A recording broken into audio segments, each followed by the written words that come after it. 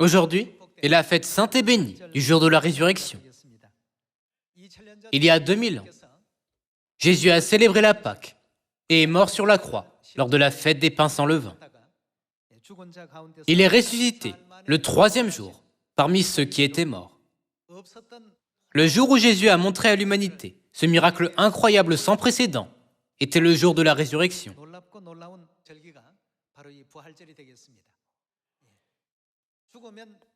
Historiquement, l'humanité croyait qu'une fois que notre vie sur Terre aurait cessé, nous cesserions d'exister pour toujours. Cependant, le Christ est ressuscité des morts. Par sa résurrection, Jésus a témoigné avec certitude à toute l'humanité du fait que Dieu a même le pouvoir de briser le pouvoir du péché et de la mort. Aujourd'hui, et ce jour-ci, le jour de la résurrection. Concernant le jour de la résurrection, la Bible en a déjà témoigné, même avant la résurrection de Jésus. Dieu l'a fait il y a 3500 ans, où il a fixé la fête des prémices au temps de Moïse.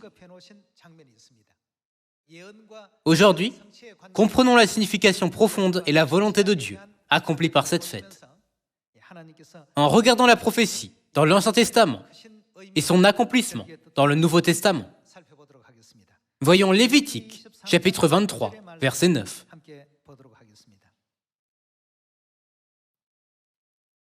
L'Éternel parla à Moïse et dit : « Parle aux enfants d'Israël, et tu leur diras : quand vous serez entrés dans le pays que je vous donne, et que vous y ferez la moisson, vous apporterez au sacrificateur une gerbe, prémisse de votre moisson.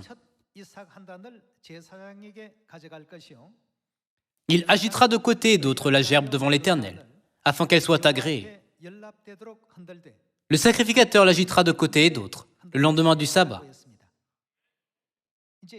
Le jour où les Israélites ont apporté au sacrificateur une gerbe des prémices de leur moisson, s'appelait la fête des prémices dans la Bible.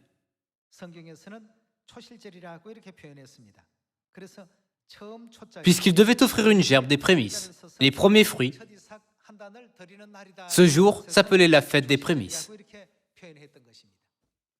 Tandis que la Pâque et la fête des pains sans levain devaient être célébrées à des dates précises. La fête des prémices ne s'est pas focalisée sur une date précise, mais plutôt sur le jour même. Il est dit qu'ils devaient la célébrer le lendemain du sabbat. Elle devait être célébrée le lendemain du sabbat, suivant la Pâque et la fête des pains sans levain. Si elle tombe le lendemain du sabbat, de quel jour de la semaine s'agit-il ? Cela veut dire que les offrandes de la fête des prémices devaient être présentées le dimanche. Par conséquent, pour accomplir cette prophétie, quel jour de la semaine la résurrection de Jésus devait-elle avoir lieu ? Elle devait avoir lieu un dimanche. Puisque les églises d'aujourd'hui ne connaissent pas cette fête, elles donnent toutes sortes d'excuses. Elles affirment à tort, même si le jour du culte était à l'origine samedi, il a été changé en dimanche en raison de la résurrection de Jésus. Même à partir de l'Ancien Testament, le jour de la résurrection a été fixé pour être célébré le dimanche. Qu'en est-il du sabbat ? N'a-t-il pas été observé au temps de l'Ancien Testament ? Si, le sabbat a été observé. Il y avait le culte hebdomadaire du sabbat et la fête des prémices célébrée annuellement. En d'autres termes, Dieu a fermement établi la règle du jour de la résurrection pour être célébré le dimanche. Selon cette prophétie, Jésus est ressuscité en tant que prémisse de ceux qui étaient morts, le lendemain du sabbat, soit le dimanche. Nous pouvons trouver cet écrit parmi les œuvres que Jésus a accomplies. Ici, il est dit la fête des prémices. Le nom de la fête, dans l'Ancien Testament, était la fête des prémices. Mais dans le Nouveau Testament, du fait qu'on commémore la résurrection de Jésus, on l'appelle le jour de la résurrection. Il est important de garder à l'esprit que la cérémonie d'offrir une gerbe des prémices en l'apportant au sacrificateur a été faite conformément à la règle de la fête des prémices. Comme il est écrit, vous devez l'offrir le lendemain du sabbat. L'apôtre Paul a expliqué dans 1 Corinthiens chapitre 15 que Jésus était la réalité des prémices. 1 Corinthiens, chapitre 15, verset 20. Mais maintenant, Christ est ressuscité des morts. Il est, quoi? Les prémices de ceux qui sont morts.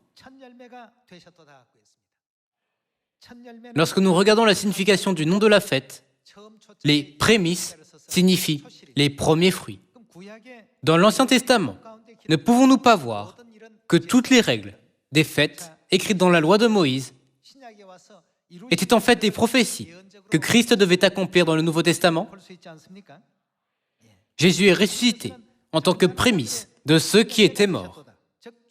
En d'autres termes, Jésus a accompli la fête des prémices. Quand Jésus a-t-il accompli cette œuvre? Découvrons-le dans Matthieu, chapitre 28. Matthieu, chapitre 28, verset 1. Après le sabbat, à l'aube du premier jour de la semaine, puisque le jour du sabbat est le 7e jour, le lendemain du 7e jour est le premier jour. Après le sabbat, à l'aube du premier jour de la semaine, Marie de Magdala et l'autre Marie allèrent voir le sépulcre. Et voici, il y eut un grand tremblement de terre, car un ange du Seigneur descendit du ciel, vint rouler la pierre et s'assit dessus. Son aspect était comme l'éclair, et son vêtement blanc comme la neige. Les gardes tremblèrent de peur et devinrent comme morts. Mais l'ange prit la parole et dit aux femmes, « Pour vous, ne craignez pas, car je sais que vous cherchez Jésus qui a été crucifié. Il n'est point ici. Il est quoi? Il est ressuscité, comme il l'avait dit. Quand Jésus est-il ressuscité des morts? Il est ressuscité le premier jour de la semaine, qui était le lendemain du sabbat. Dans l'Ancien Testament, selon la loi de Moïse, qu'est-ce que les Israélites devaient faire le premier jour de la semaine après le sabbat? Ils devaient apporter une gerbe des prémices au sacrificateur qui devait l'agiter devant Dieu, conformément à la règle de l'Ancien Testament. Il est clairement mentionné dans 1 Corinthiens chapitre 15 que Jésus-Christ devait ressusciter en tant que prémisse de ceux qui étaient morts, et que cela devait être accompli le lendemain du sabbat. Examinons de près l'origine de cette fête. Lorsque Moïse a conduit les Israélites hors d'Égypte il y a 3500 ans, ils sont partis de Ramsès par la fête des pains sans levain, après avoir célébré la Pâque.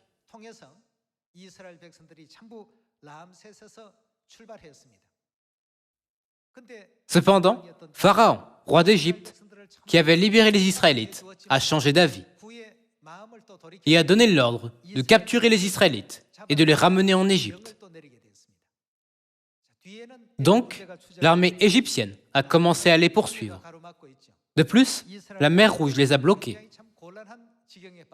Cela a rendu les Israélites très affligés et troublés. À ce moment-là, Dieu a dit à Moïse de lever le bâton dans sa main et d'étendre sa main sur la mer. Lorsque Moïse a étendu sa main sur la mer s'est fendue en formant une muraille d'eau à leur droite et à leur gauche et en transformant le fond marin en terre sèche. Les Israélites ont pu traverser la mer d'un bout à l'autre. Ils ont pu traverser complètement et débarquer de l'autre côté à l'aube du 22e jour du premier mois, selon le calendrier sacré. La Bible écrit qu'à ce moment-là, lorsque l'armée égyptienne était encore au milieu de la mer, en poursuivant les Israélites, Dieu a fait revenir les eaux en précipitant les Égyptiens au milieu de la mer. Les Israélites ont débarqué de l'autre côté de la mer à l'aube du 22e jour du premier mois. À travers cette scène, nous pouvons voir que le moment de la résurrection de Jésus-Christ a déjà été prophétisé. Le fait que les Israélites sont entrés dans la mer Rouge représente le fait que Jésus est entré dans le sépulcre.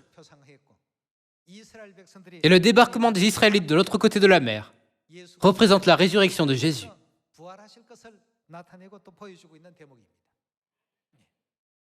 Cela est devenu l'origine de la fête des prémices. Au temps de Moïse, la fête des prémices tombait un dimanche, c'est-à-dire le lendemain du sabbat, après la Pâque et la fête des pains sans levain. Pour cette raison, Dieu a établi une règle pour offrir une gerbe des prémices chaque année, le dimanche. Au temps de Moïse, Dieu a fixé la règle d'offrir les prémices pour prophétiser par cette fête que Jésus ressusciterait en tant que prémisse de ceux qui étaient morts.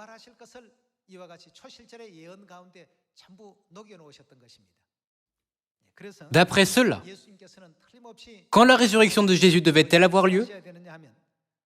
Il a déjà été prédit dans l'Ancien Testament que sa résurrection devait avoir lieu le dimanche, le lendemain du sabbat. De plus, puisque le jour où Moïse et les Israélites ont débarqué, après avoir traversé la mer Rouge, était le dimanche, Jésus-Christ devait ressusciter à l'aube du dimanche afin d'accomplir les prophéties de la Bible.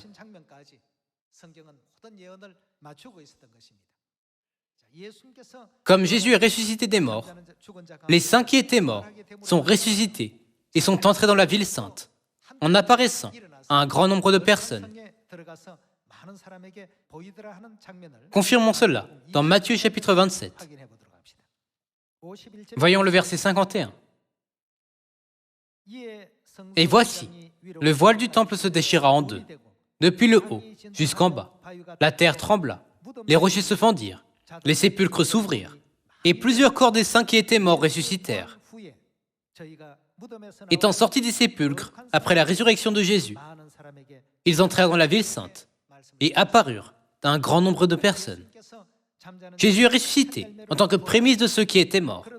Et les saints qui étaient morts sont sortis des sépulcres et sont apparus à un grand nombre de personnes.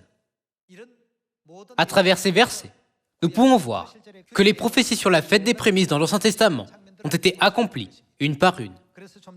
L'œuvre étonnante de Dieu, écrite dans Matthieu chapitre 28, n'était pas un événement spontané qui a eu lieu au temps de Jésus. Jésus accomplissait ce qui avait été prophétisé et transmis depuis le temps de Moïse.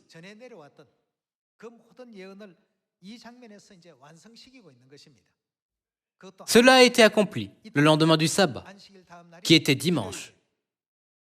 Cependant, il est assez ridicule que les églises du monde d'aujourd'hui manipulent si habilement ce fait. Les gens qui n'ont aucune connaissance sur les fêtes de Dieu peuvent accepter leur fausse insistance. Cependant, le peuple de Dieu connaît la vraie signification des fêtes. Si nous prêtons une attention particulière à la prophétie concernant la fête, nous pouvons voir qu'il a déjà été prédit depuis le temps de Moïse que Jésus deviendrait les prémices de ceux qui étaient morts par sa résurrection le dimanche. Selon la règle des fêtes, la fête des prémices était célébrée une fois par an le dimanche et le sabbat était observé chaque samedi. Bien que ce soit des fêtes séparées, certains donnent une excuse astucieuse en disant « Nous devrions observer le culte du dimanche parce que Jésus est ressuscité le dimanche ». N'est-il pas clair que la contradiction de leur insistance provient de leur manque de connaissances sur les fêtes? Continuons à étudier, à travers Luc chapitre 24, ce qui s'est passé après que Jésus est ressuscité en tant que prémisse de ceux qui étaient morts. Luc chapitre 24, verset 13. Et voici, ce même jour, 2 disciples allaient à un village nommé Emmaüs, éloigné de Jérusalem, de 60 stades. Et ils s'entretenaient de tout ce qui s'était passé. Pendant qu'ils parlaient et discutaient, Jésus s'approcha et fit route avec eux. Mais leurs yeux étaient empêchés de le reconnaître.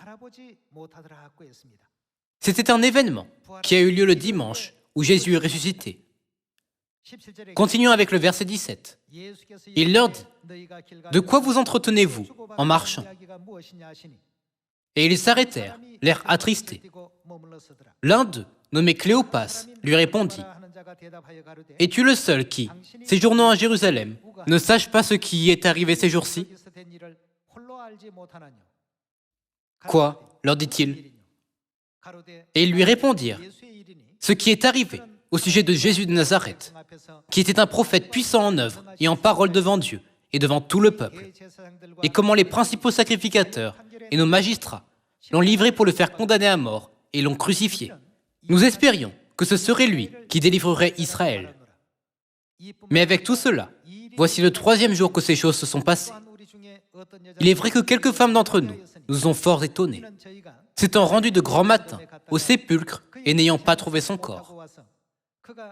Elles sont venues dire que des anges leur sont apparus et ont annoncé qu'il est vivant. Quelques-uns de ceux qui étaient avec nous sont allés au sépulcre et ils ont trouvé les choses, comme les femmes l'avaient dit. Mais lui, ils ne l'ont point vu. Alors Jésus leur dit, « Ô hommes sans intelligence, et dont le cœur est lent à croire tout ce qu'ont dit les prophètes. Ne fallait-il pas que le Christ souffre ces choses et qu'il entre dans sa gloire ?» Et, commençant par Moïse et par tous les prophètes, il leur expliqua dans toutes les Écritures ce qui le concernait. Lorsqu'ils furent près du village où il allait, il parut vouloir aller plus loin. Mais ils le pressèrent en disant « Reste avec nous, car le soir approche.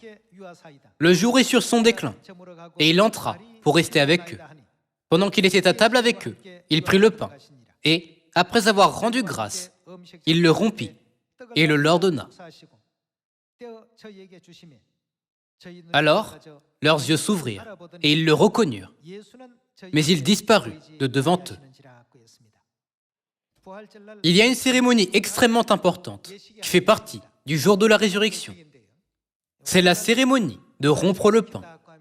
De nos jours, de nombreuses églises prétendent célébrer le jour de la résurrection, mais en réalité, elles altèrent totalement la règle de la fête, en le célébrant avec des œufs. C'est le jour de la résurrection que Jésus a ouvert les yeux de ses disciples en rompant le pain. Il a ouvert leurs yeux spirituels pour qu'ils perçoivent correctement l'apparence de Jésus, qu'ils ne pouvaient pas réaliser auparavant. La Pâque est célébrée avec le pain et le vin, contenant la promesse de la vie éternelle. Cependant, puisque Jésus est celui qui nous a donné la cérémonie de rompre le pain le jour de la résurrection, pour ouvrir nos yeux spirituels, ne devrions-nous pas également avoir la cérémonie de rompre le pain le jour de la résurrection?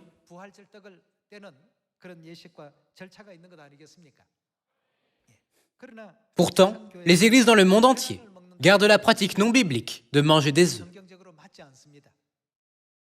Nous ne pouvons trouver aucun enseignement dans la Bible qui dit que Dieu nous a donné des œufs pour ouvrir nos yeux spirituels. Ces traditions sont provenues des coutumes païennes et ont ensuite été acceptées, comme les églises sont devenues corrompues et laïcisées. Ces faux enseignements, qui sont apparus à l'époque où la vérité a été abolie, ont été transmis par les églises d'aujourd'hui, du monde entier. Le jour de la résurrection, que Jésus a prêché, n'avait pas la coutume de manger des œufs et n'avait rien à voir avec le lapin.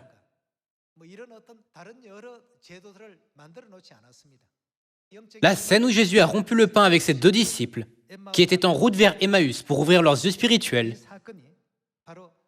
était l'exemple et la règle du jour de la résurrection que Dieu nous a accordé.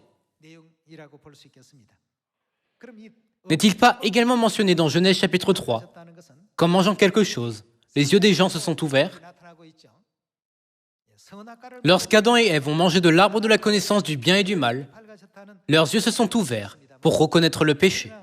Cependant, lorsque nous mangeons le pain du jour de la résurrection, nos yeux pour reconnaître la justice, c'est-à-dire nos yeux spirituels, s'ouvriront. Dieu nous confirme cela à travers Luc chapitre 24. Aujourd'hui, à travers le jour de la résurrection, Dieu nous permet de participer à la résurrection de Christ en tant qu'enfants de Dieu. Pourtant, parmi les non-croyants, il y en a beaucoup qui ne croient pas aux questions de la résurrection. Voyons comment Dieu nous enseigne le pouvoir de la résurrection dans 1 Corinthiens, chapitre 15, verset 50. 1 Corinthiens, chapitre 15, verset 50. Ce que je dis, frères, c'est que la chair et le sang ne peuvent hériter le royaume de Dieu et que la corruption n'hérite pas l'incorruptibilité. En d'autres termes, avec notre corps physique, nous ne pouvons pas hériter le royaume de Dieu. Continuons avec le verset 51. Voici, je vous dis un mystère. Nous ne mourrons pas tous. Mais que nous arrivera-t-il? Tous, nous serons changés, en un instant, en un clin d'œil, à la dernière trompette. La trompette sonnera, et les morts ressusciteront incorruptibles. Et que nous arrivera-t-il? Et nous serons changés. Il est dit que les vivants seront changés. Être changé et ressuscité ont la même signification. Les saints qui sont encore vivants seront transformés sans voir la mort. Et ceux qui sont morts en Christ ressusciteront. Verset 53. Car il faut que ce corps corruptible, soit ce corps physique, revête l'incorruptibilité, et que ce corps mortel revête l'immortalité. Lorsque ce corps corruptible aura revêtu l'incorruptibilité, et que ce corps mortel aura revêtu l'immortalité, alors s'accomplira la parole qui est écrite. La mort a été engloutie dans la victoire. Ô mort, où est ta victoire? Ô mort, où est ton aiguillon? L'aiguillon de la mort, c'est le péché, et la puissance du péché, c'est la loi. Mais grâce soit rendue à Dieu, qui nous donne la victoire, par notre Seigneur, Jésus-Christ.